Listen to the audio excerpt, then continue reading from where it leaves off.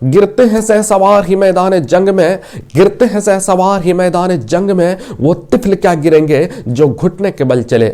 जोहार आदाब नमस्कार, मैं जुबैर अहमद। बिहार प्रदेश का एक जिला लगता है भागलपुर, और भागलपुर में जो वर्तमान में जो डीडीसी पद यानी कि उप विकास आयुक्त के पद पर जो कार्यरत है उसका नाम है अनुराग सर।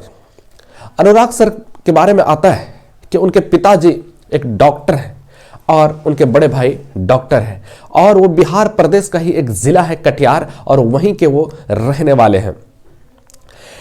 असल बात दरअसल मैं ये आपको बताना चाहता था कि वो अपने बारे में, उसके बारे में आता है कि उन्होंने 12वीं की एग्जाम में फेल कर गया, प्री बोर्ड एग्जाम में फेल किया, आईआईटी एग्जाम में फेल किया, बीए में फेल किया।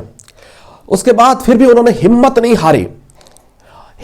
हारी और लगातार प्रयास करते रहा। और 2000 साल आता है 2017 में उन्होंने यूपीएससी की परीक्षा दी, लेकिन संयोगवश उनकी परीक्षा में कामयाबी नहीं मिल सकी। फिर भी उन्होंने हिम्मत नहीं हारी और 2018 बैच के वो आईएएस ऑफिसर हैं। आज उनका परिवार, उनके बड़े भाई, उनके पिताजी का गर्व से सीना चौड़ा है, गर्व से सीना चौड़ा। वो कहते हैं कि शायद आज मेरे परिवार में भी आईएएस है। उनके बड़े भाई बताते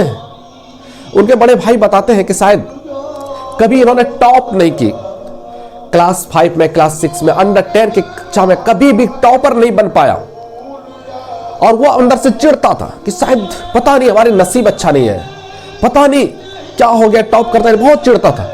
लेकिन उसके अंदर रेगुलरिटी थी। उसी तरह से आप निराश हो जाते हैं, आप परेशान हो जाते हैं। आपको जब रैंक नहीं आता ना, आप परेशान हो जाते हैं। आप जब टॉपर और आईएएस आईपीएस में कोई दुनिया का कोई भी कंपटीशन उठा लीजिए, कोई ऐसा कंपटीशन है ही नहीं जो कि टॉपर मांगता है।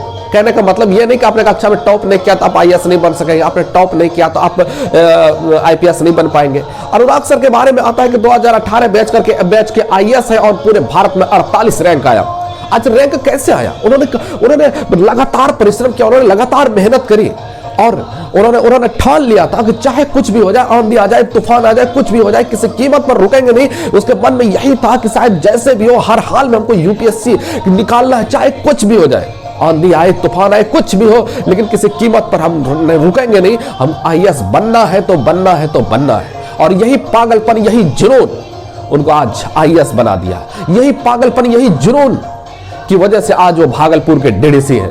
अगर ये पागलपन अगर वो नहीं उसके अंदर होता, अगर ये जुनून उसके अंदर नहीं होता, और ये सोच लेते कि शायद मेरे नसीब में अब है ही नहीं, तो फिर आज वो आईएएस अधिकारी नहीं होते, आज वो ऑफिसर नहीं होते, आज वो भागलपुर के डीडीसी नहीं होते, आज बिहार को एक आईएएस नहीं मिल पाता।